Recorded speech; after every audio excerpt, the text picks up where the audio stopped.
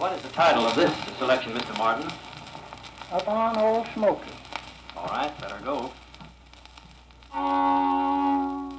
This is a program about Artus Moser and his family. Mr. Moser was born in 1894. In his lifetime, he has done many things.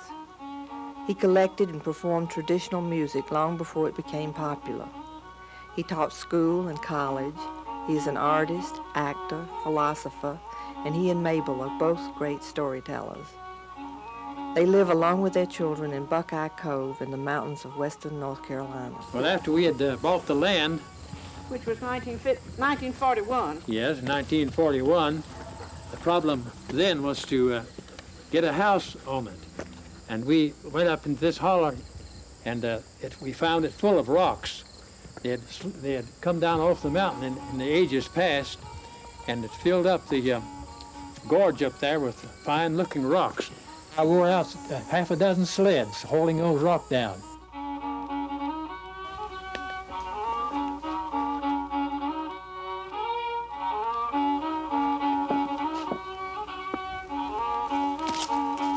We have the ginseng planted here. Notice the red berries, the clusters of red berries. I chew it very often. It's supposed to make you much more buoyant and active and full of life and resilient than just ordinary food would do, but I doubt that it would do it myself. Every fall, North Carolina offers quite a long list of trees at very cheap prices. So in 1974, I started, and I ordered 1,000 Fraser firs. It looks as if this is, in some places, becoming an endangered species. So we want to save some Fraser fir. Thank you. Why do you cultivate the mountains rather than down in the flat? Well, the reason is that the soil is better.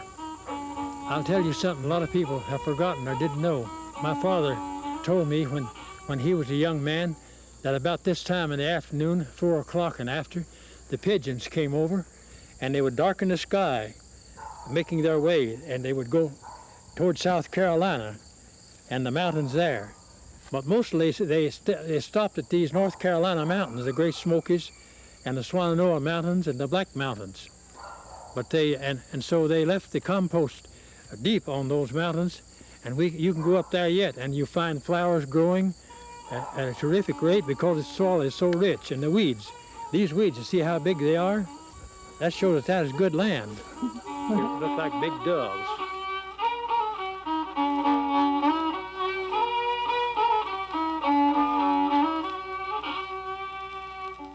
When we first moved to this house, I had some time extra and I had a lot of blocks of wood,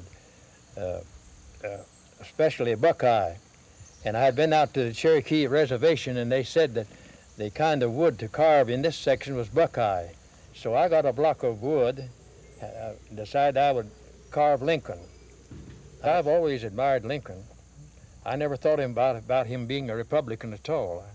My mother's people were Republicans, my father's were Democrats. My dad's parents came from very different backgrounds.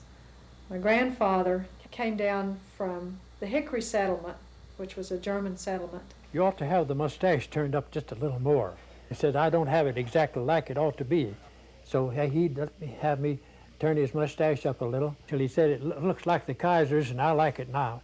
My grandmother came from what we call the traditional Scotch-Irish background. She was very fundamental in her religious beliefs and in her attitude toward life. She was very exact and she hated liquor. She and her sisters used to write poems against it. She had this photograph of Granddaddy and herself side by side. Well, when their first child was born, they had a great big party, and it was the first time she'd seen my Granddaddy get drunk. And she cut the picture in two, so we don't know whatever happened to the picture of Granddad as a young man. She told us her father knew hundreds of songs that he hardly ever would repeat one. And that's how I think the whole ballad singing tradition in our family got started. Will you make me a cambric shirt, parsley, sage, rosemary, and thyme? without any needle or seamster's work, then you shall be a true lover of mine. She had one like that I recorded. My father was aware of the folklore and the scholarly tradition that related to the mountain stories and songs that he was familiar with. And so the first place he really came home to collect. Yeah. He recorded with that machine for about 4 years. Yeah. He got it at Middlesboro, Kentucky. Well, And he bought the discs from perhaps Montgomery Ward. Some of them violin. were very inferior, but others were very good. I seem to remember that you lifted it over and this Yeah. cut the smooth disc and little fine fibers that used to come off. And then this was the playback arm. This is a That's right. lighter one. Yeah, you're right. Cecil Sharp had been through these mountains collecting in 1916 and 18. And I had studied his ballads, and he had a lot of good ballads, of course, but he had left a lot of ballads uncollected. And I thought I would make up for the ones he left out. A lot of people thought they were too wicked to sing. They said they sang them when they were young and before they got religion. But now they didn't like to sing them anymore. So I would sing some and ask them if it was like that, if that was the same that they knew, and they would say, yes, a part of it was. So they'd sing the ballad the way they thought it should be. They would claim it. I didn't have a good version of it, and that pleased me very much. I was willing to admit it if I could get them to sing too. This is 1944. This is Maud Long singing Lord Thomas and Fair Oh, Eleanor. yes. Come will to me, dear mother, he said, come will me your desire. As the weather of Mary's fair Eleanor dear, or bring you the brown girl home, or bring you the brown girl home. The brown girl, she has houses and land, fair Eleanor, she has none. For and blessing my own dear son, to bring me the brown girl home, to bring me the brown girl home. 16th century and the 14th. They sang these on the ship as they came over. They sang some of these wicked old ballads. Now this is Mrs. Claudia Roberts, also in Hot Springs, and she sings Lord Thomas and Fair Eleanor, and I'm not sure this will play.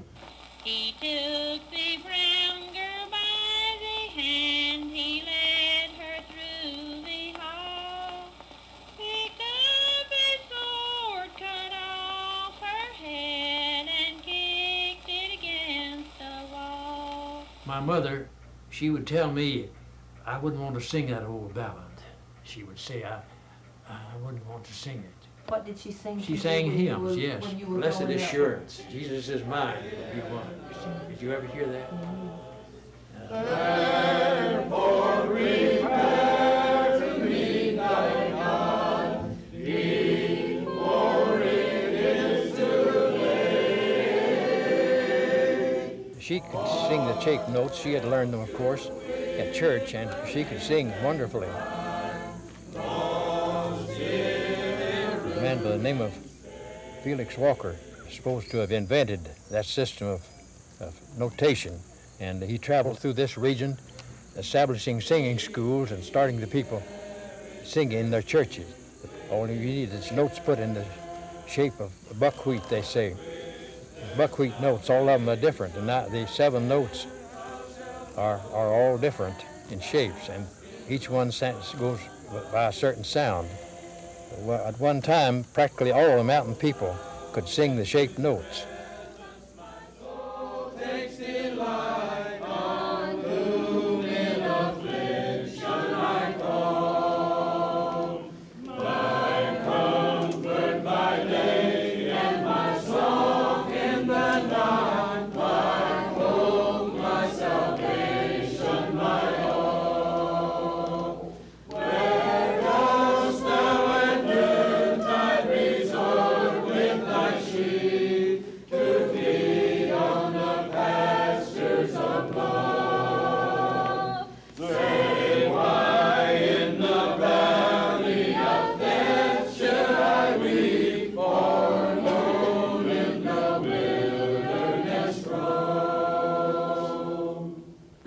has all the best tunes, he said.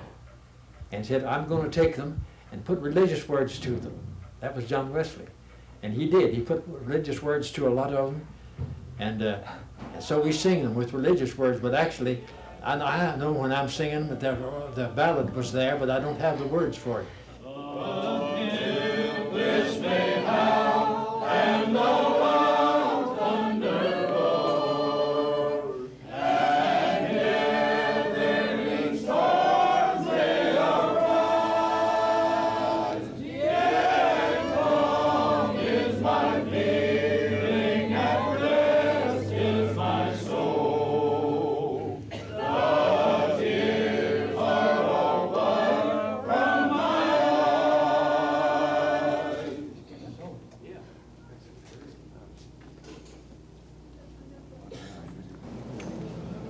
Well, it's been delightful to have you with us. And I hear you're coming back in October to do some more. We'll have the autumn colors then, and we'll make the same rounds, and perhaps we'll do it better next time. We're going to start singing. Yeah, all right. Joan, cut me off on that. Bye. Thank you.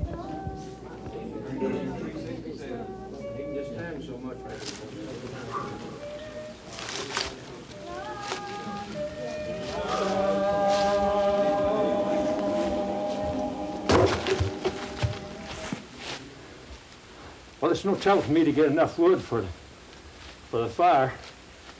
Do you need some more? I enjoy this, you know. It's good exercise. You have to know how to handle the axe.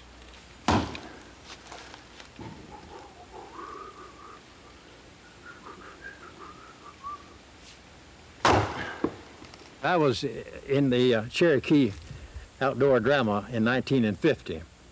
I played one whole season. In that, I played the part of Andy Jackson. Well, I don't regard Andy Jackson as a woman, as an Indian hater. He was more of a woman hater, I guess. But I enjoyed playing the part. He was trying to get the Indians to move to the west and abandon their state, which was in the state of Georgia.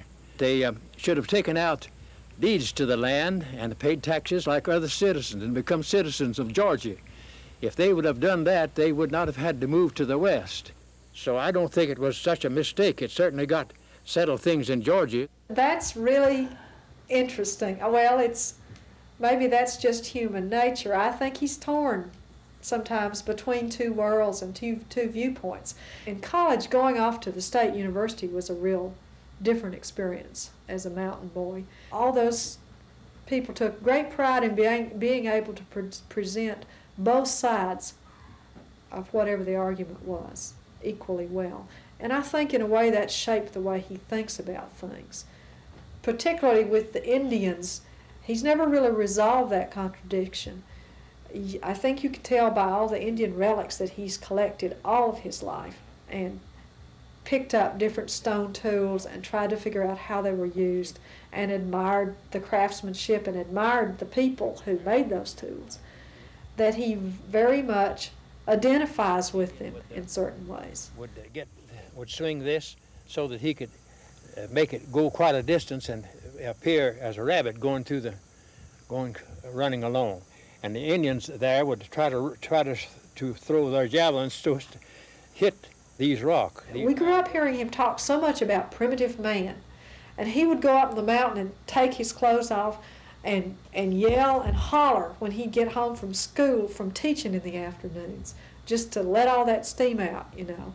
But he really got into that part in the play, and of course he had that fancy uniform and had a good time strutting around. And so, you know, he began to identify with Andy Jackson. But I think he's an Indian at heart.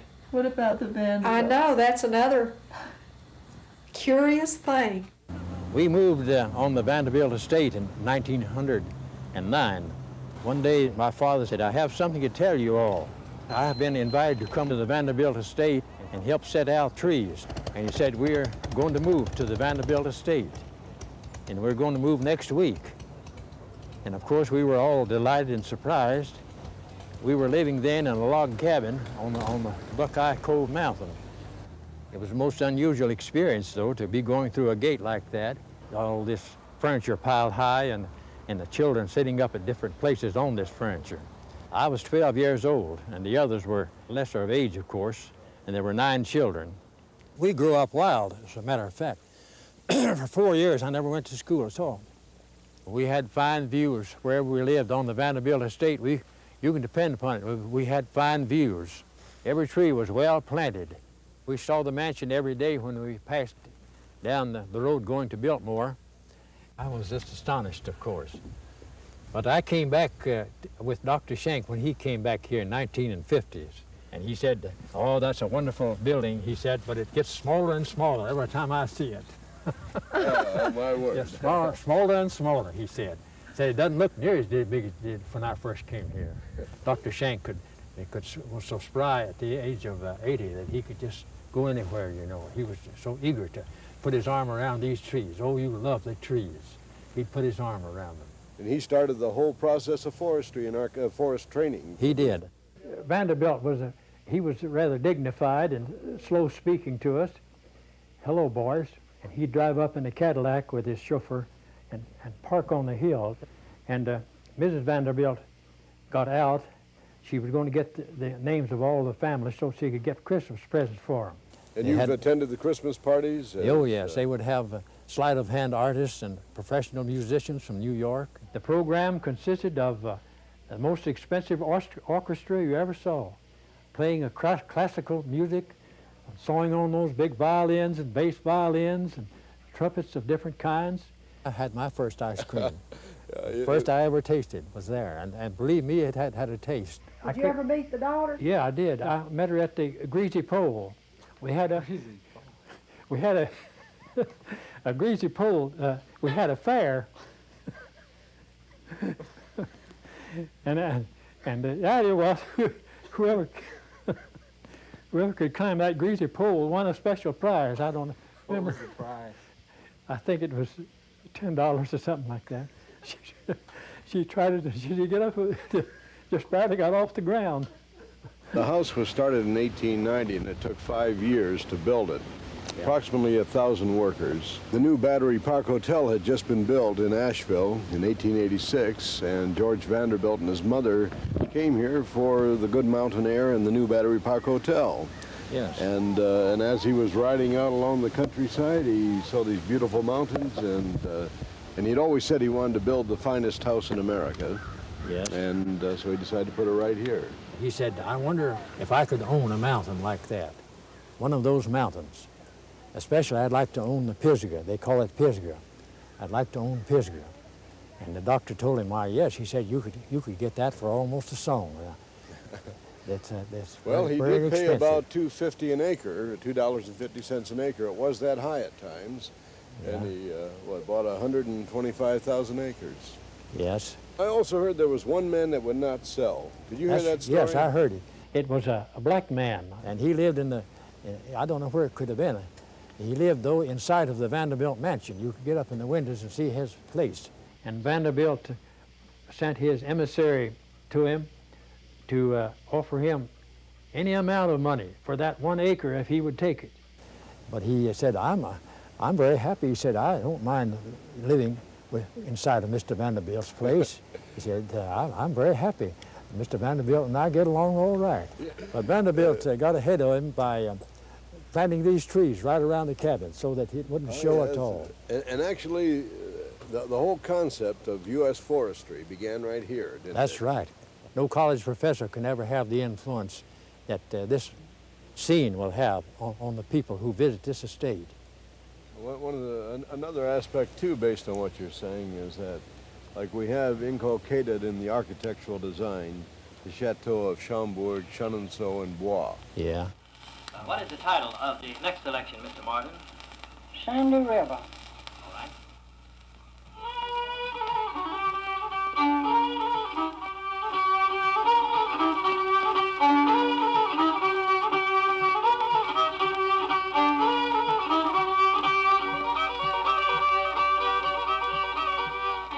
Catskins is a story of a girl who was apparently an indentured servant. Once there was a girl who had no mother and father, and she worked for some people who lived out in the country. Susan, my wife, and my introduction to them was through the fact that Susan was in a class at Berea with Mabel, and came home and told me about this wonderful person she had met and how we were invited to come over to their house. Well, I thought she was talking about somebody her age. All she had to wear was one old dress, and it became so ragged that she tried to patch it, but she couldn't find anything to patch it with except old cat hides. We're not in the guest book here, but of course, like everybody, we were just totally infatuated by the Cove and by just realizing that this is a very special place that doesn't exist much anymore. And the king decreed that the old woman the Catskins had worked for would have to work in his kitchen for the rest of her life, and that she was going to have to wear the catskin dress. Exchanges we had in conversations and the trips through the woods and the jokes and sitting around with Mabel, I just would forget that I was sitting here with somebody who was, even twice my age, and that is a gift. This starts about in the mid-1950s. That's 1954 there. And what seems to have happened was there was the urban folk revival. People started coming down here. When I found out who these people were, like 15 or 20 years later, they were all kinds of people who had published books and produced records. You saw Kenneth Goldstein, and there is first 57. time in 57 he came back, I think. At that point he indicates that he's a folklorist, but he signs it earlier. You say, well, that first time he just has hobby, folk songs and folk music and more folk songs. I was curious as to how they found out about us, and it turns out that they had gone to the Library of Congress and found out who the local collectors were, and my father was at that time the only one living in western North Carolina. I knew the Library of Congress had made records, and so I wrote to the director of the Library of Congress, Mr. Emmerich, and he said, I'd like to see if you have collected some that have not yet been collected, or some rare ones. Will you send me about a dozen of your records? But they made a lot of fuss over it, and they invited me to come to Washington and set a date, and I had to go, of course. And I met all the folklorists there and the big men in the profession, a lot of nice people. They had almost all the versions that I had, but mine were so much better. I got them right from the people who knew them, you see, from people who had not been spoiled by any commercial consideration. He came down here. Duncan came. Oh yeah, he visited us down here because he thought so much of them, and he valued my friendship and valued our family. We were so accessible. They had our names and addresses, which they didn't have of a lot of other people around here, but we also knew a lot of ballad singers and fiddlers and banjo pickers, and I began to realize that we were kind of a corridor into the culture, so to speak, that we were the contact people, and they would ask us to go out with them to meet people. And that was nice because we would meet people that had sung or played for us in the past, and it was good to renew that. But I remember one collector that came through and played for us later a recording that he had made from this lady who was a wonderful ballad singer, and I couldn't believe how fast she was singing the song. And I finally said, well, how did you get her to sing so fast? I mean, that's unusual. I never heard her sing that way. And he said, well, I'm trying to get it all on one side of a record. And that shocked me because I began to think about, well, this was a commercial kind of thing that we had never experienced before. I began to realize it was a whole different approach from what my dad had taken. They'd always ask, are you going to make money on these? And they would hesitate to sing if you were going to make money on them. They felt that was not fair, you see, unless I had mentioned that before. So I had to admit that I was not doing it for money, but for the love of the songs only. that was very persuasive to those people because they put a lot of things above money, and not everything is money with them. But if there is any money involved, they want their share of it. They're that way. Lady Hamilton. All right.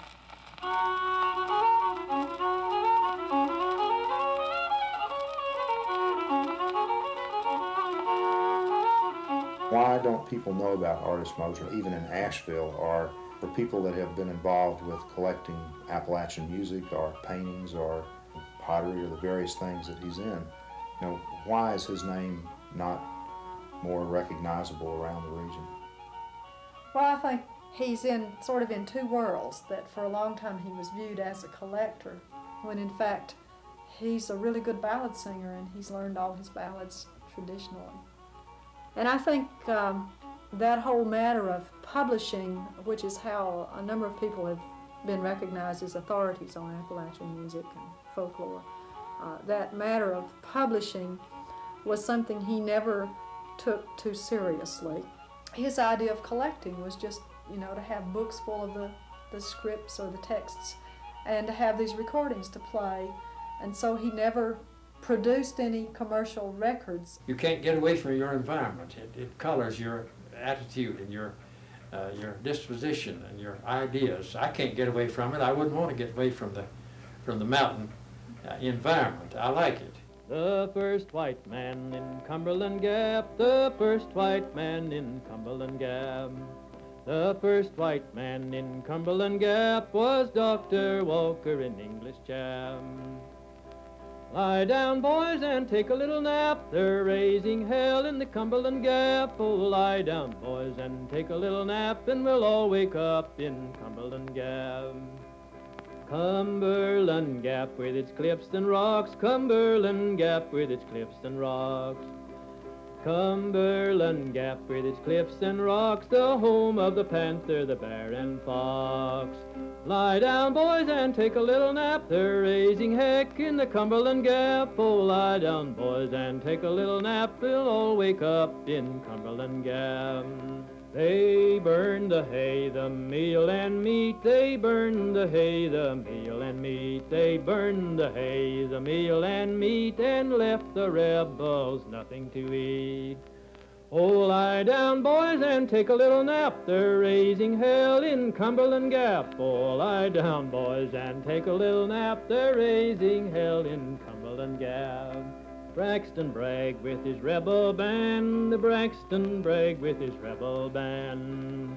Braxton Bragg with his rebel band, he ran George Morgan to the bluegrass land. Oh, lie down, boys, and take a little nap. They're raising hell in Cumberland Gap. Oh, lie down, boys, and take a little nap. They're raising hell in Cumberland Gap.